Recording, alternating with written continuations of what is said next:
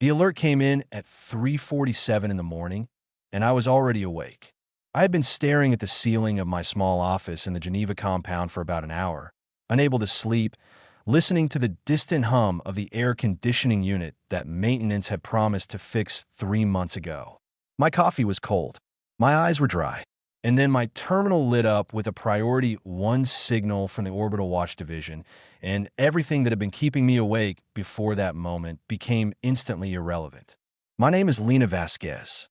I am, or I was until that morning, a mid-level coordinator for the United Nations First Contact Division, a department that most people in the building treated as a polite joke. We had protocols. We had binders full of procedures. We had a very nice conference room with a projection screen and a standing invitation to brief the Security Council once every 2 years whether or not anything had actually happened. Nothing ever happened. That was the running understanding. We were a department that existed so that someone could say, if asked, that humanity was prepared. We were not prepared. The object entered low Earth orbit at a velocity that our tracking systems flagged as impossible. Not fast. Our sensors registered that, but the structural integrity readings were what made my lead analyst, a quiet man named Owen Garrett, call me directly instead of routing through the standard chain. He said, simply, Commander Vasquez. It should have burned. It did not burn. By the time I reached the monitoring center, 43 people were already there.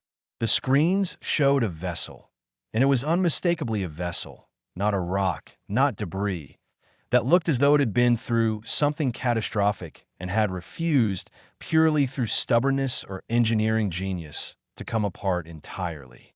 It was long, roughly triangular in cross-section, and covered in what our spectrographic sensors described as layered energy membranes that were slowly failing. Whole sections of the hull were dark. One of the aft sections was simply gone, sheared clean, and sealed over with what appeared to be emergency plating. The thing had been running for a very long time. It was broadcasting on 17 frequencies simultaneously. Not radio. Not any electromagnetic band we used. 17 distinct signal types, several of which our instruments barely had the resolution to detect, all carrying what the pattern analysis system identified within 6 minutes as a distress call. The same mathematical structure, repeated on every channel. A pulse sequence that built, reached a peak, and fell. The universal shape of someone saying help. Give me the director, I said. Owen was already on his second phone. What followed was the longest 4 hours of my life. The vessel did not crash. It did not respond to any of our attempts at communication, which at that stage were improvised and desperate and almost certainly wrong. It simply held its orbit, bleeding energy from every failing system, while the world's space agencies scrambled to figure out what to do. By sunrise, the Indian Space Research Organization had a crew vehicle on a fast intercept trajectory. By mid-morning, the Americans and Europeans had each launched their own. I was on the third vehicle, a cramped, repurposed orbital platform that smelled like recycled air and anxiety, alongside a xenolinguistics team, 2 engineers who kept muttering equations at each other, and a medical officer named Dr. Clara Hobbs who had never treated anything that wasn't human and seemed to be processing that fact in real time. Getting aboard the alien vessel was less dramatic than the films always made it look. The airlock responded to physical contact. Something inside clearly detected our approach and opened a door. It was a simple door, a sliding panel. I remember thinking in that disconnected way that the mind does when it is overwhelmed that the door looked tired. Inside, the light was dim and amber-colored. The corridors were tall, taller than a human corridor, built for a species with longer limbs or perhaps a different posture. The air that hit us was breathable, which our sensors had predicted, but which still produced a visible wave of relief across Claire's face. The floors were soft underfoot, some kind of composite material that absorbed sound. Everything was quiet except for the low, irregular thrum of systems working at their limit. They were waiting for us in what I can only describe as the central chamber, a wide, oval room with high ceilings and walls lined in a material that shifted color very slowly, cycling through blues and greens and a deep gold that I would later learn corresponded to a state of cautious openness in their culture. There were 312 of them. I counted later from the manifest they gave us. In that first moment, I only saw a crowd of tall, translucent-skinned beings with four-fingered hands and eyes that caught the amber light and reflected it back the way deep water does when you shine a torch into it. They were standing very still. Some were holding each other. Several were clearly injured. I could see it in the way they held themselves, in the careful stillness of people who have learned not to show pain, because showing it costs energy they cannot spare. One of them stepped forward. She was older than the others. I could sense that even before I understood anything about their species, the way age communicates itself through posture and the careful economy of movement. She held something in her hand, a device, small and flat, that produced a soft tone, and then, after a pause that felt deliberate, spoke in a voice that was not quite a voice. The translator. They had built one, or repaired one, or salvaged one. We learned later that it had taken them 3 weeks of desperate engineering work during their journey to construct a matrix capable of bridging their language to the approximate frequencies of human speech. They had done it on a failing ship with failing power and 312 people who needed that power for life support. They had done it anyway because they understood that if they arrived and could not speak, the species on the other end might simply make a decision without listening. The elder's name, rendered as closely as the translator could manage, was Sora Thin. She said, "We are the Vaethri. We were many. We are now few. We have come a very long distance, and we have nothing left to offer anyone. We ask for nothing except a place to exist, somewhere quiet, somewhere small, where the dominion of Keth will not look for us. We understand that you are young. We understand that you have no fleets, no shields, no weapons that would matter to the Keth.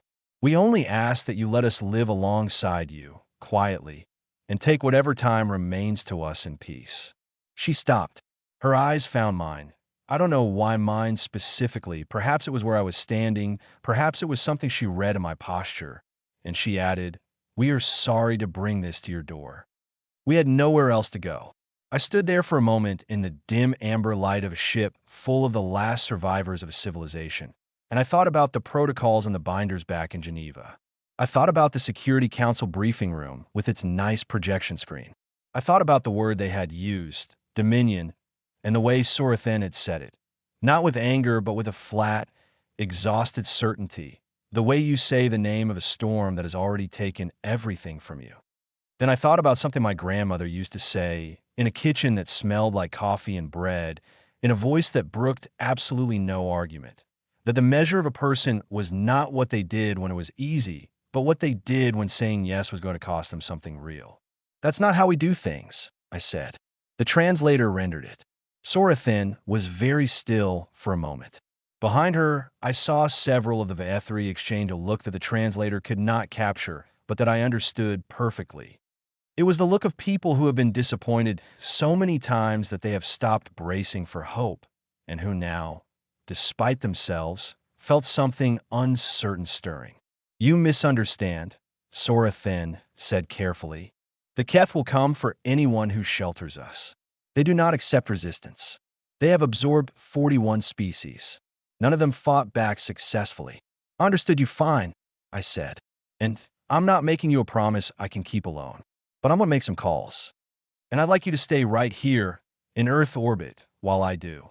I turned to Owen, who was standing just behind my shoulder with his tablet in his hand, and an expression on his face that I had never seen before, equal parts fear and something that looked, in the amber light of that alien ship, very much like pride. "Give me the director," I said. "Give me the Security Council. Give me every aerospace director on the planet." And Owen, I paused. "Give me the shipyard coordinators. All of them." He stared at me for exactly 1 second. Then he started typing. Outside the failing viewport of that ship, Earth turned slowly in the dark, blue and white and perfectly ordinary, a planet that had never been visited, never been tested, never been asked to be anything other than what it was. The Vaethri had come here because they thought being unknown would buy them a little time. They had no idea what being unknown had allowed us to build. Neither, honestly, did we, but we were about to find out. My name is Arjun Mehta, and I want to be clear about something before I tell you what the next 2 years of my life looked like. I am an engineer. I solve problems with materials, tolerances, load-bearing calculations, and the fundamental stubbornness that comes from spending 22 years in aerospace. I am not a soldier. I am not a politician. I do not make speeches. What I do, what I've always done, is look at something broken or something that does not yet exist and figure out how to build it so that it does not break. I was at the Bangalore Orbital Fabrication Facility when the call came in. It was not a gentle call. It was Director Yuki Tanaka herself, on a secure line, without preamble, saying, "Dr. Mehta, we have a situation that requires the fastest serious engineering effort in human history. I need you in Geneva in 6 hours. Bring your team leads." I brought 7 people. 3 of them were in the middle of dinner. 1 was asleep. None of them complained, which tells you something about the kind of people who go into orbital engineering. What we found in Geneva was organized chaos, which is the best kind. The Security Council had voted within 30 hours of Commander Vasquez's message from the alien vessel, voted unanimously, which had not happened in living memory, and the decision was not simply to shelter the Viathri. The decision was to treat the arrival of the Keth Dominion as an existential strategic threat and to respond accordingly. The language in the resolution was careful and measured in the way that political language always is. What it meant, translated into practical terms, was this: build a fleet. Build it fast. Build it big enough to matter. The Viathri data on the Keth Dominion was transferred to us on the second day. It took our Xenotech team 48 hours to crack the data in coding, and then another 6 to translate the technical schematics into formats our systems could parse. What we found when we finally read the files was sobering, which is the professional word I use when I mean terrifying. The Keth were old. Not in the way that civilizations call themselves old to sound impressive, genuinely, structurally old, with a military infrastructure that had been refining itself across 2,000 years of expansion. Their warships used fold space propulsion that our best theoretical physicists had only recently started treating as mathematically plausible. Their weapons were coherent energy systems that could sustain beam output for sustained durations that made our own directed energy research look like a torch compared to a searchlight. Their shields were layered energy membranes that had made kinetic weapons almost useless against them for the past 4 centuries. They had absorbed 41 species. The smallest of those species had a fleet of 60 vessels when the Keth arrived. It had not been enough. I sat with that data for about 20 minutes. Then I called my team together, spread the technical files across our shared workspace, and said, "Right, let's see what they got wrong. Because here's the thing about an old military force that has never lost. And I have thought about this a great deal since, because it kept me sane during the difficult months that followed. When you never lose, you stop questioning your assumptions. You build on what worked. You refine what worked. You optimize what worked. But you do not innovate radically, because radical innovation carries risk, and why take risks when the current system wins every time? The Keth were brilliantly optimized. They were not creative, and their technology, for all its sophistication, was built around a set of tactical assumptions that had gone unchallenged for a very long time. The first assumption was that shields were the deciding factor in any engagement. Everything the Keth built prioritized shield strength.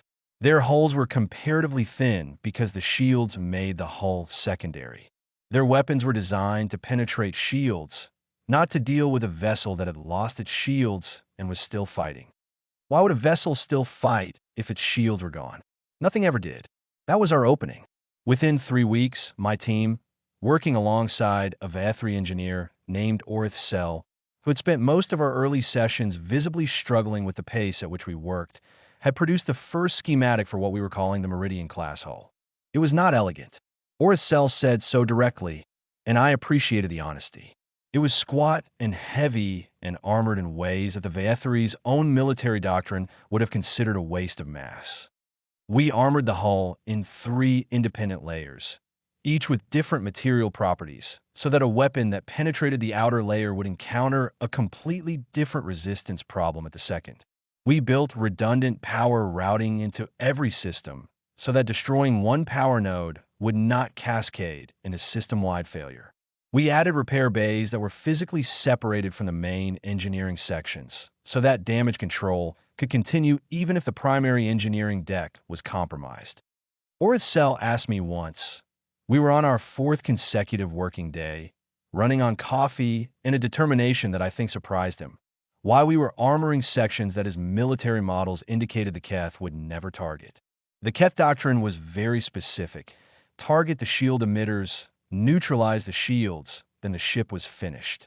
Nobody targeted the secondary heat dispersal venting systems or the lateral sensor arrays. Because in our experience, I said, the places that nobody thinks to defend are exactly where things go wrong.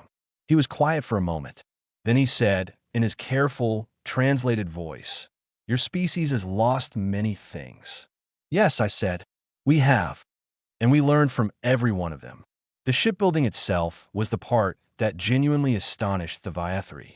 We had explained to Sorathin and to her engineering council that we would need to rapidly expand our orbital fabrication capacity. She had nodded and said that she understood, that it would take time, that they were patient.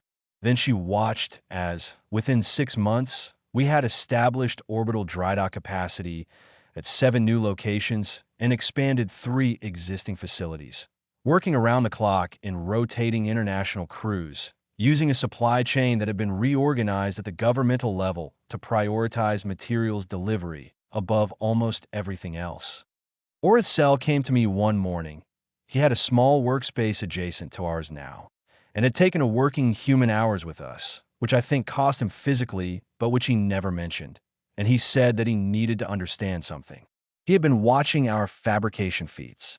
He said that in 3 months, we had produced structural components that his own shipyards, before the Keth came, would have taken 14 months to produce. He wanted to know how. I tried to explain modular redundant manufacturing. I tried to explain supply chain optimization and parallel assembly. I tried to explain the way that human industrial systems have been built over centuries on the principle that you could always go faster and you could always build more if you remove the bottlenecks and parallelize the process. He listened carefully and said that his people's engineering tradition had always treated the building of a ship as a crafted thing.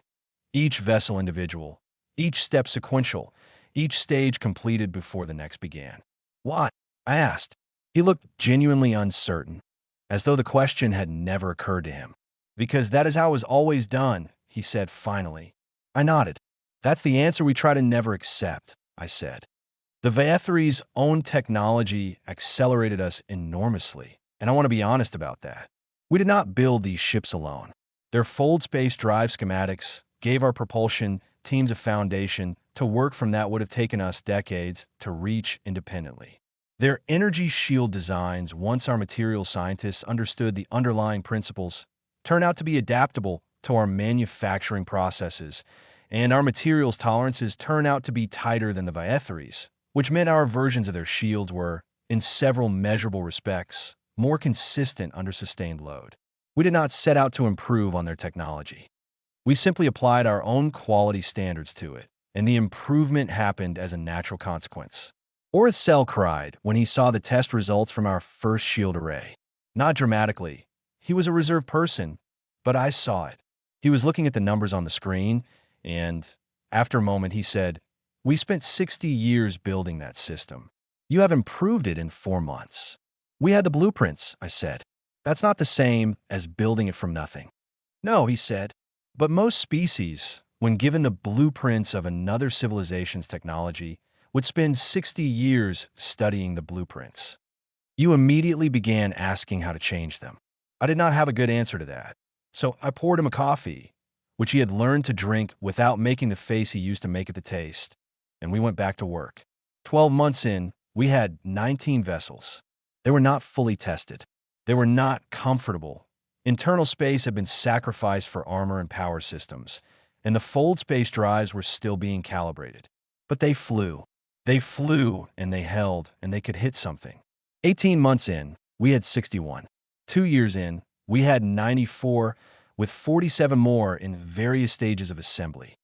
The Viethri watched the fleet grow with an expression that took me a long time to read, because I did not have enough context for their emotional register. Oricel helped me eventually, the way that a good colleague helps you understand the things that are obvious to him and invisible to you. He said that his people were experiencing a feeling that had no precise translation, but that sat somewhere between bewilderment and a specific kind of grief. The grief of people who wonder what would have been different if they had found Earth sooner. If they had met us before the Keth came. If they had had more time. I told him we were a little hard to find, historically. He said yes, he had gathered that. The probe arrived on the 419th day after Sorathen's ship first entered our orbit. It was small, a Keth scout unit, no larger than a delivery van, equipped with sensors far superior to anything we had at the time and a directional transmitter pointed back toward Keth space. It entered our solar system on a shallow angle that suggested it had not been moving fast. It had been drifting, probably for months, coasting on minimal power to reduce its sensor signature. Our own new sensors caught anyway. That was a satisfying moment. What was less satisfying was the knowledge that it was transmitting. Something on the other end of that signal was now aware that Earth existed, that it was inhabited, and, because Keth sensors were very good, that it had vessels in orbit of a type it had not seen before. We destroyed the probe. The signal had already been sent. I called my team together that night. Nobody needed to be told what it meant. The clock had been running since day one, but it had been abstract, a number on a whiteboard, a variable in a planning equation. Now it was real. Now someone was listening. How many hulls can we have operational in 90 days if we pull every available worker onto the assembly lines? I asked. Owen Garrett, who had been seconded to my division from Commander Vasquez's team, and who I had come to rely on the way you rely on a very precise instrument, pulled up the numbers without hesitation. He had run this calculation before. He ran it every week. 112, he said, if we accept some delays on system integration testing. Reduce the testing to what is absolutely essential, I said. Give me 112. He started making calls before he left the room. Outside the viewport of our facility, the stars looked exactly the way they always had. But somewhere out there in the dark, in a direction our sensors could now calculate, something old and powerful and deeply accustomed to winning had just learned that Earth was here. We kept building. We did not slow down. We did not talk much about fear because fear was not useful, and none of us had time for things that were not useful. We talked about power coupling tolerances and shield membrane calibration and the load-bearing specifications for a new class of hull plating that Oricel and one of our engineers, a woman named Claire Donahue, had developed together in a 70-hour working session that had produced something neither of them could have built alone. We talked about the work. We let the work be the answer. My name is Yuki Tanaka, and I want to tell you something about the nature of waiting. In the months between the destruction of the Keth probe and what came next, I spent a great deal of time in rooms full of very serious people talking about very serious things, and I spent an equal amount of time alone, in the early mornings before the briefing started, simply sitting with the silence and trying to understand what I actually believed. I was the Ambassador General for Earth's Interstellar Mission, a title that had been invented specifically for this situation because we had not previously had a situation that required one. My job was, in theory, to represent humanity in any direct communication with an extraterrestrial power. In practice, my job was to figure out what to say to something that had never been told no. The Vaethri data gave us a detailed picture of the Keth diplomatic tradition, which was not precisely a diplomatic tradition in the sense that we would recognize. The Keth did not negotiate before engaging. They assessed. Their forward scouts gathered data on a target civilization, its military capacity, its industrial base, its political cohesion, its likely response to various forms of pressure, and then the Keth command structure made a calculation. If the target could be absorbed efficiently, they offered terms of absorption: surrender your autonomy, integrate into the Dominion, contribute your resources and population to the collective, and the process would be managed without unnecessary hardship. If the target showed signs of organized resistance, the Keth eliminated the resistance first and absorbed what remained. They had never encountered a target that said no and meant it. Every species that had attempted to resist had been outgunned from the opening exchange, and the Keth had never needed to adapt. Their doctrine had calcified around this fact the way that old institutions calcify around the assumption of their own inevitability. I thought about all of this every morning. I thought about it in the context of a question that kept surfacing in my mind with uncomfortable persistence. When the Keth arrived, what did I actually want to happen? Not what Earth's fleet could force to happen, not what the Viethri hoped for, not what the Security Council's resolution required of me. What did I, Yuki Tanaka, sitting in the quiet before the day started, actually want? I wanted the Keth to leave. I wanted them to look at what we had built, to assess us the way they assessed everyone, and to make a calculation that told them, this one is not worth it. This one will cost more than it gives. Go somewhere else. I did not think that would happen, but I wanted it to. On the 481st day, 19 Keth warships dropped out of fold space at the outer marker of our solar system, just beyond the orbit of Neptune, and sat there. They did not immediately advance. This was, according to the Viethri strategic briefings, typical Keth behavior during what they called an assessment phase. They would take time, sometimes days, sometimes weeks, to gather data before committing to an action. Their sensors were scanning everything in range. Their command AI was building a picture of what they were facing. I was in the communications center within 4 minutes of the alert. By the time I sat down, we had already prepared the message. We had spent months preparing the message. Commander Vasquez had contributed a draft. Dr. Mehta had contributed a draft. Sorathan had contributed a long and careful analysis of how the Keth interpreted formal communication, what register would read to them as strength rather than aggression, what phrasing would signal clarity rather than panic. We had 17 drafts. We had run simulations.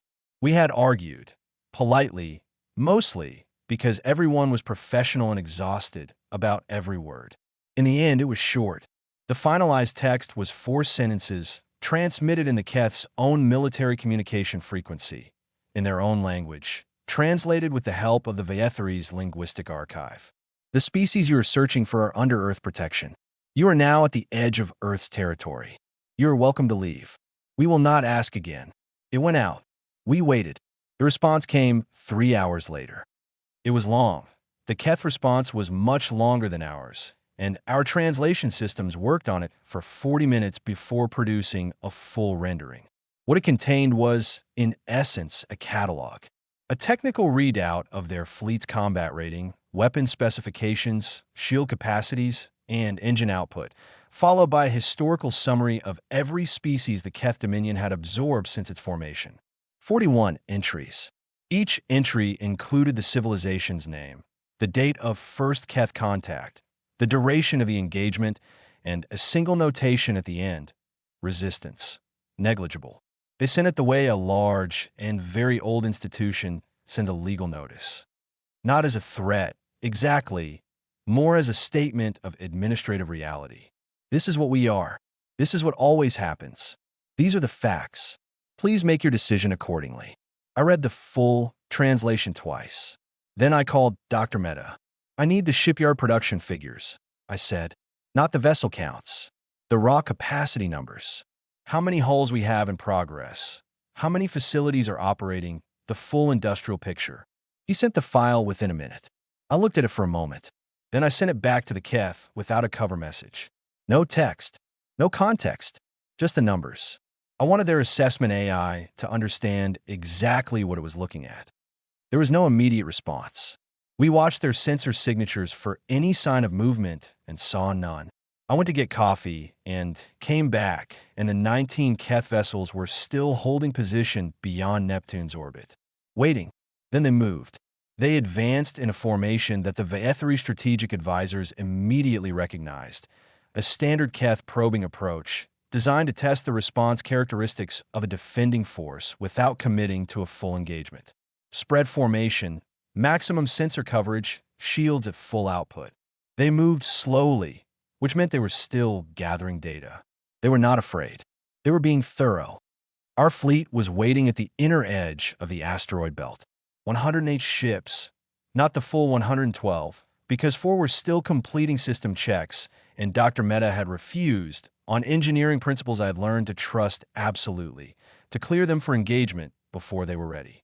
Our vessels were spread across a wide arc, not clustered, a formation that our tactical teams had developed specifically based on Vaethri intelligence about Keth targeting doctrine. The Keth weapons were designed to engage concentrated formations. We did not give them a concentrated formation to engage.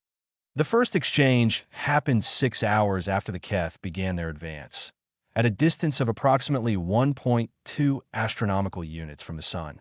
Both sides opened up with long-range weapons simultaneously.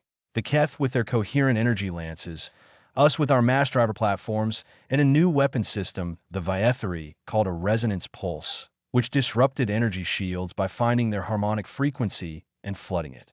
The resonance pulse was Orith Cell's contribution.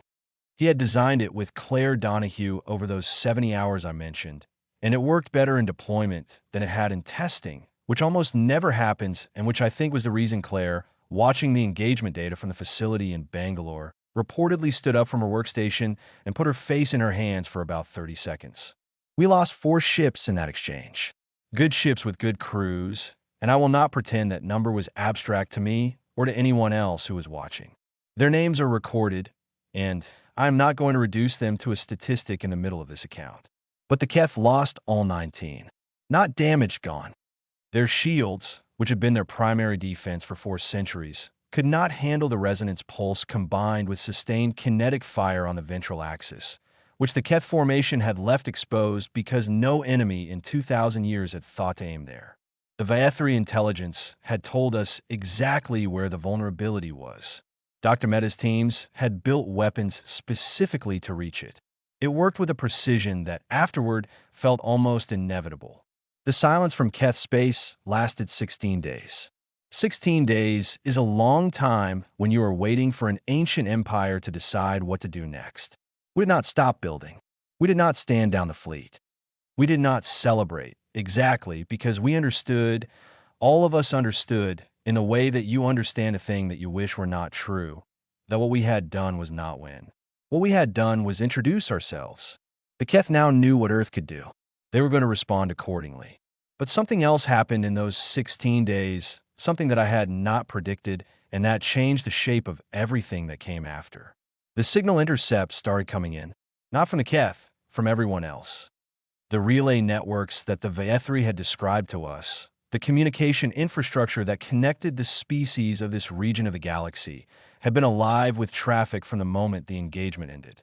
Our signals team spent 3 days decoding the intercepts and another 2 translating them. And what they found was a cascade of transmissions passing between species we had not yet made contact with, species that had been watching from a careful distance through long-range sensors or through informants or through the relay network itself. As the Keth's probing force was turned away at the edge of a system they had never considered a serious obstacle. The transmissions said different things in different languages, but they clustered around a few repeated ideas. There was a new species. It was very young. It had refused the Keth. It had minted. One intercept from a species whose name, translated roughly as the Thurvak, was just 3 words. Is this real? I wrote the response myself. I sat with it for about an hour, thinking about the right thing to say, the honest thing, the thing that would mean something without promising more than we could deliver. Then I sent it. Come and see for yourself. They came to us battered and carrying the weight of civilizations that had almost not survived. That is the only way I know how to describe what those months looked like. An arrival that was not one event, but a continuous, unfolding thing. A stream of vessels coming in from different directions at different times, each one broadcasting on every frequency it had, each one slowing as it approached the outer edge of our system, as though its crew was not entirely sure, even now, that this was safe. I was there for most of the arrivals, because my role had shifted in the months after the first Keth engagement from coordination to something closer to reception. Commander Vasquez spent her days in strategic planning sessions and fleet reviews. Ambassador Tanaka was buried in the formal work of interstellar diplomacy, which turned out to be approximately 40% protocol navigation and 60% very careful translation. I was the person who went to the docking rings when a new ship arrived. I was the person who stood in the corridors of vessels that smelled like alien atmospheres and looked into the faces of species I had never seen before and said, in whatever language we had managed to prepare in time, "Welcome. You are safe here. Let us get you what you need." The Thurvac arrived first, 7 weeks after I sent that message. Their vessels were larger than ours. 2 heavy cruisers and 4 escort ships, all of them showing the marks of sustained conflict. The Thurvac were tall and chitinous, with compound eyes that refracted light into multiple images in a way of moving that looked, to a human eye, like a constant state of alertness. They were proud. I understood that immediately. Not from what they said, but from the way they held themselves, even in the middle of obvious exhaustion. From the way their commander, a Thurvac named Varith Sol, met my eyes and did not look away and took a very deliberate moment before speaking. He said, "We have lost 2 colony systems to the Keth.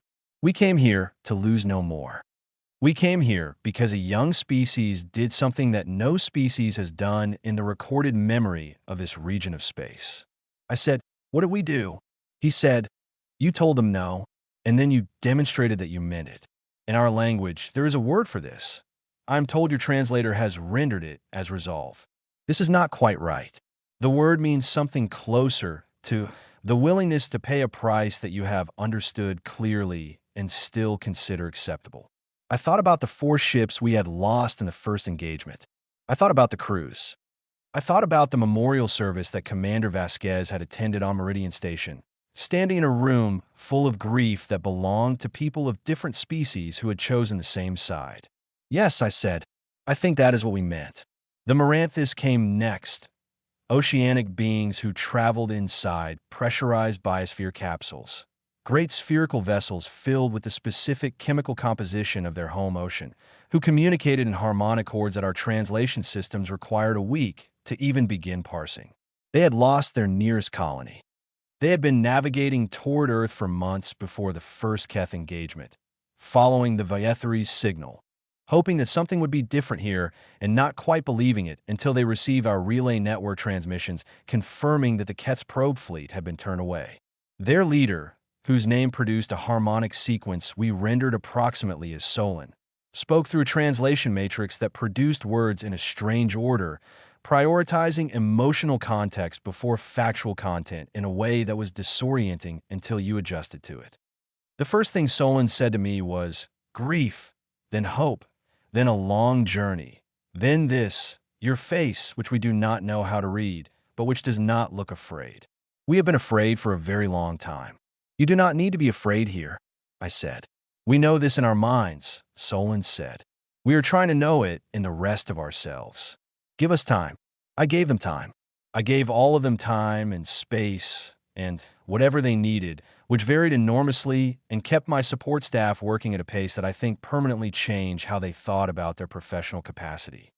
The Yulith were the 3rd to arrive, and they were a surprise in a way that the others, for all their strangeness, had not quite been.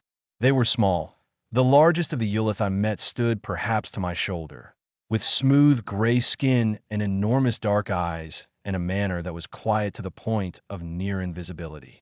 They had been a civilization of mathematicians and theorists, a species that had built its entire social structure around the pursuit of understanding. They had lost more than a world. The Keth, when they absorbed Yulith civilization, had specifically targeted the great archives, the accumulated knowledge repositories that were the closest thing the Yulith had to sacred sites. The Keth were not interested in Yulith art or history. They were interested in the Yulith's advanced mathematical models, which they had extracted and absorbed into their own systems and then considered the transaction complete. The Yulith who escaped were the ones who had carried the knowledge in their own minds. There were 1,400 of them. The Yulith representative, a quiet being named Oral, did not give speeches. In our first conversation, she said very little. She observed. She watched me. She watched the other species in the docking area. She looked at the construction feeds on the wall monitors for a long time without expression. Then she said, "Your fleet's positioning doctrine has a vulnerability. If you like, I could show you the mathematical proof, and then I could show you how to fix it." I looked at her for a moment. Then I said, "Please." She spent the next 3 weeks with our tactical team. What she produced, working with a human strategist named Patrick Wells and a Thurvac military theorist named Verisol II, was a predictive model for Keth fold space emergence vectors, a mathematical framework that allowed us, given known Keth tactical doctrine and their ship class specifications, to calculate with high accuracy where their vessels would exit fold space in any given engagement zone. It was, Patrick told me afterward, like being given the ability to know where every piece on a board game would move before the other player moved them. The Yulith also designed, in collaboration with the Maranthus, a communication web using principles drawn from their acoustic signal mathematics and the Maranthus's harmonic resonance technology, a network that our signals team said flatly was uninterceptable by any sensor system they had encountered or could theoretically design. The Keth could not listen to it. The Keth could not break it. It simply worked quietly and invisibly, threading through the spaces between everything. With 6 species now coordinating, the combined fleet had grown to something that the early planning documents had projected as a theoretical best case, and that was now improbably actual. Combined tonnage exceeded anything the Keth had fielded in a single operational theater. The Yulith models gave us predictive accuracy above 90% for Keth emergence vectors. The Thurvac contributed a hull plating technology based on materials from their home system that made our already over-engineered vessels significantly harder to penetrate. The Maranthus provided navigation systems that, combined with our fold space drives, allowed positional adjustments during fold space transit that the Keth had never had to account for because nobody had ever done it before. We were building something that had never existed in this region of the galaxy. Not an alliance of convenience, where the powerful species led and the less powerful species followed, and everyone understood that the hierarchy was the point. Something different. Something that had begun with one small, translucent-skinned elder in the dim amber light of a broken ship, asking for nothing except a quiet place to exist. The cost was real, and I will not leave it out. Resources were strained in ways that created genuine hardship on Earth itself. The construction program required materials and energy at a scale that redirected manufacturing capacity away from civilian infrastructure. There were shortages. There were frustrations. There were protests, some of them large, some of them entirely reasonable in their core, concern, even when I disagreed with their conclusions. People were afraid.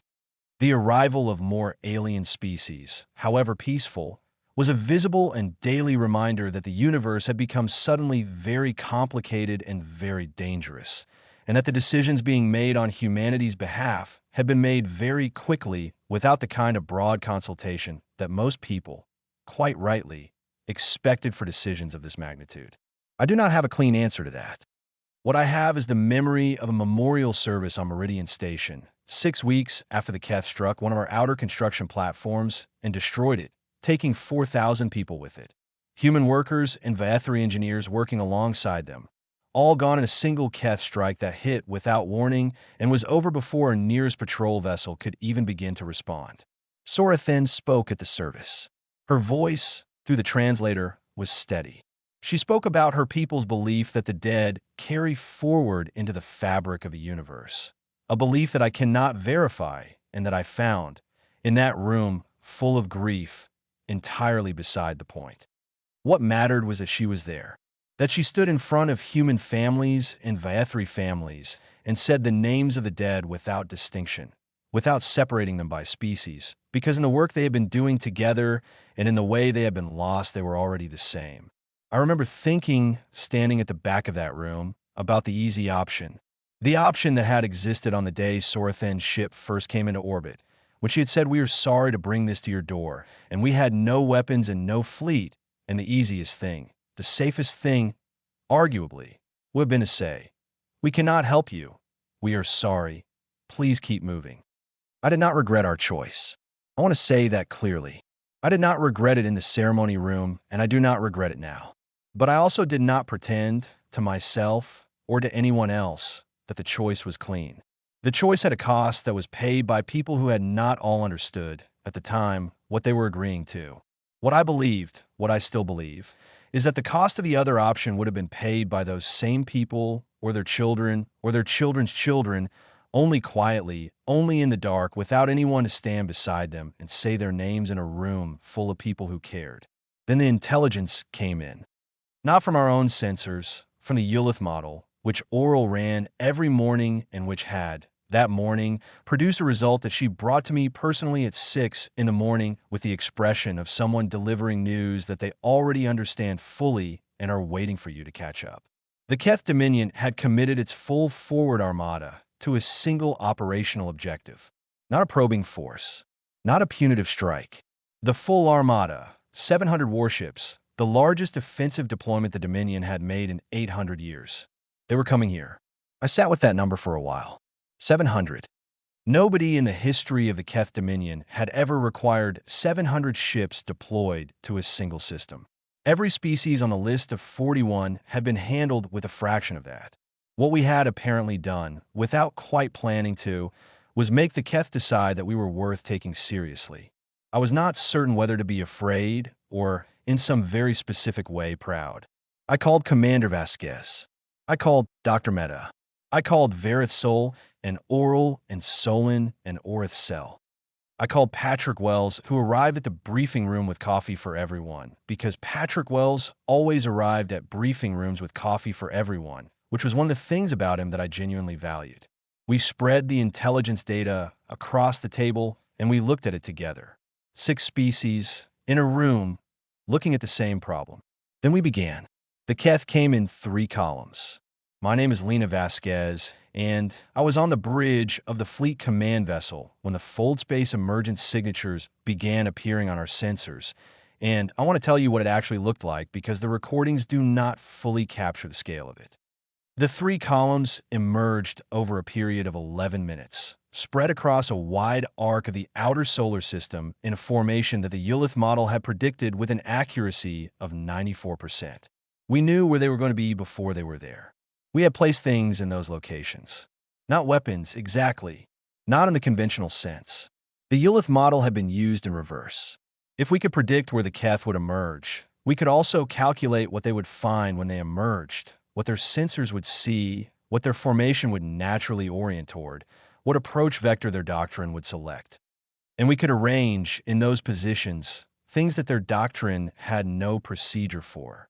The mass driver platforms were part of it. Each emergence point had been seeded with platforms, small, low-power signature, almost invisible against the stellar background, that were already at the correct orientation to fire before the Keth ships appeared. The platforms did not target the shields. The Ulith had been very specific about this. The shields would be at maximum output at emergence, because Keth doctrine always brought shields to maximum before dropping out of fold space. At maximum output, the resonance pulse that Orith Cell had designed would not be effective. The harmonic couldn't get enough purchase. So we did not aim for the shields.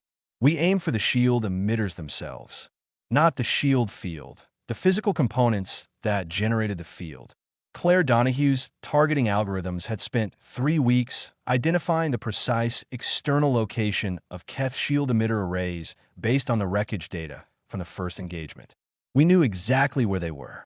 We hit them first, before the shields were fully oriented, in the opening seconds of emergence while the Keth crews were still orienting to the new spatial environment. The first column lost 60% of its shield capacity in the first 30 seconds. Ships with compromised shields against our kinetic and resonance combination did not last long. Of the first 200 Keth vessels, 63 survived the opening exchange. 63 ships from 200, and those 63 were already damaged and pulling back. The Keth's second and third columns had time to observe this before engaging. Time to change tactics. This was, the Viethri had warned us, the most dangerous phase. The Keth were slow to adapt, but they were not incapable of it, and an ancient military machine with 600 ships still in the fight was not something you could be comfortable about under any circumstances. What they did was collapse both remaining columns into a single concentrated mass, the opposite of our spread formation, a tight defensive globe with shields overlapping, designed to reduce their exposure surface. It was a reasonable adaptation. It was, technically, the correct response to what they had seen in the first exchange. It was also exactly what Patrick Wells had predicted they would do. A concentrated Keth formation with overlapping shields was, for the purposes of our resonance pulse weapons, an enormously efficient target. Overlapping energy fields in the same harmonic range meant that a single resonance pulse would propagate across the entire formation rather than being contained to a single ship's shield. The mathematics of it were something that Oral had explained to me twice, and I still understood only the shape of it rather than the detail, but the shape was their adaptation had made them more vulnerable, not less. I want to describe the moment that the Keth formation began to break, because I think it is important to record what it actually felt like rather than what the tactical summary says. It was quiet. That was the first thing. Space battles and recordings always have sound, but in the command center the sound we heard was our own systems, our own voices, the soft tones of alert signals. The light on the main display shifted as ship after ship in the Keth formation lost cohesion. A formation that had been a single solid mass on our sensor grid becoming, over the course of about 7 minutes, a scattered field of individual contacts, some of them maneuvering, some of them not. And in the middle of that, a single voice on the open fleet channel. A frigate captain named Osei Mensa, commanding one of our midweight vessels on the outer edge of our own formation, saying in a calm and very particular tone, "I see a gap in their ventral arc, bearing 275, depth approximately 40 units. I'm going through. I welcome anyone who wants to follow." I looked at our tactical AI's assessment of that gap. It showed 3.2% survival probability. I looked at the sensor feed, showing Osei's ship beginning to move toward it. I thought about saying something, and did not say it because Osei was a captain and the decision was his. He went through the gap. He came out the other side, his voice again on the channel, still calm. Formation core is exposed from this bearing. It is significantly more exposed than projected. Recommend follow-on approach. 20 ships followed him through within 90 seconds. The Keth center collapsed from the inside, not from our firepower applied from outside, which is what their doctrine was designed to resist, but from firepower applied from within the formation's own defensive perimeter, which their doctrine had no response to because nothing had ever gotten inside their perimeter before. Of the 700 ships the Keth Dominion sent, 112 retreated into fold space. The remaining 588 were removed from the engagement over the course of 4 hours and 17 minutes. We let the 112 go. This was the part that surprised people. Not the fleet commanders. Commander Vasquez had already explained the reasoning, but the general public, who in the days after the battle asked, entirely reasonably, why we had not pursued, why we had not finished it. The answer was the same as the message I had sent on the first day of Keth contact, only in a different form. We were not trying to destroy them. We were not interested in empire, in absorption, in any of the things that had made the Keth what they were. We were interested in sending a message that their sensors and their surviving command staff could carry back to their home systems, a message delivered not in words, but in the simple, indisputable mathematics of the engagement. We had turned away the Dominion's largest offensive action in 800 years. We had done it for the sake of 300 refugees in a broken ship who had come to our door and asked for somewhere quiet to exist. Let the 112 carry that home. Let every species in the Keth sphere of influence receive that report. Let every civilization that had been watching the relay networks see what the engagement data showed. We were a young species. We were 60 years off our birth planet, by the Keth's reckoning. We had no prior history of interstellar conflict, no military tradition in this context, no centuries of accumulated doctrine. We had built a fleet from borrowed blueprints and our own stubbornness in 2 years, alongside 6 other species who had come to us broken and stayed to help us build. And we had won, not because we were the most powerful, not because we were the most experienced. We had won because we had adapted. We had won because Osei Mensa looked at a 3.2% probability and made a decision that no algorithm would ever make, and that was exactly right. We had won because Claire Donahue and Orith Sell had spent 70 hours building something neither of them could have built alone. We had one because Oral had handed us mathematics that let us see what was going to happen before it happened. We had one because Patrick Wells always brought coffee to the briefing room, and because Sorathan's translator had taken 3 weeks to build on a failing ship, and because my grandmother once told me in a kitchen that smelled like bread that the measure of a person was what they did when yes was going to cost them something real. I was on the observation deck of the orbital station 2 days after the battle when Sorathan found me. She moved very quietly. I did not hear her until she was standing beside me. We stood together looking at the outer system, where the wreckage of the engagement was slowly dispersing into the dark, catching the distant sunlight in small, bright points that looked, from here, almost like stars. "We came to you because you were uncharted," she said. "Because the Keth had not cataloged your system. Because we calculated that being unknown would buy our people a few years of peace." She was quiet for a moment. "We did not come to you because we thought you would do this. We did not come to you because we believed that any species would do this." I looked at the dispersing light for a while before I answered. "We didn't really plan to," I said. "You asked, and that turned out to be enough." She did not respond immediately.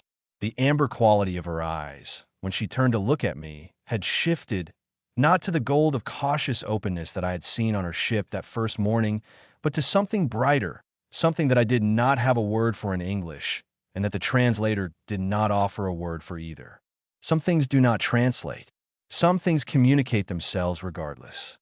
I thought about the 31 diplomatic envoys that Ambassador Tanaka was currently managing from 31 species that had sent ships or representatives or signals to Earth in the months since the battle, asking to understand who we were and whether we were serious. I thought about the new vessels that Dr. Meta's facilities were still building, because the 112 ships that retreated had gone back to report, and a report was not a surrender. I thought about the signals that still came in quietly on frequencies we monitored around the clock. Soft pulses from the deep dark, broadcasting the shape of distress in whatever mathematical language the sender knew, coming from directions we had not yet fully mapped.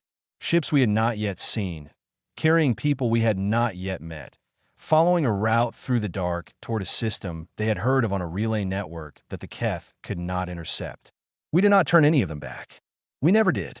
That was not a policy decision, exactly. It was not in a resolution or a protocol document.